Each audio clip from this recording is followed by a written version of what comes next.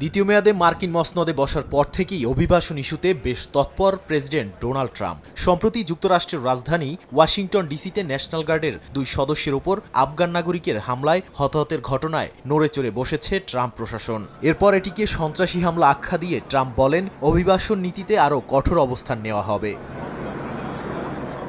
এরই জেরে এবার যুক্তরাষ্ট্রে সব ধরনের আশ্রয় আবেদনের সিদ্ধান্ত স্থগিত করেছে ট্রাম্প প্রশাসন। স্থানীয় সময় শুক্রবার দেশটির অভিবাসন দপ্তর USCIS এর পরিচালক জোসেফ এডলো সামাজিক মাধ্যম এক্সে এক পোস্টে জানান, যুক্তরাষ্ট্রে আশ্রয়প্রার্থী প্রত্যেক বিদেশি নাগরিককে সর্বোচ্চ পর্যায়ে যাচাই বাছাই না করা পর্যন্ত আশ্রয় সংক্রান্ত সব ধরনের সিদ্ধান্ত স্থগিত থাকবে।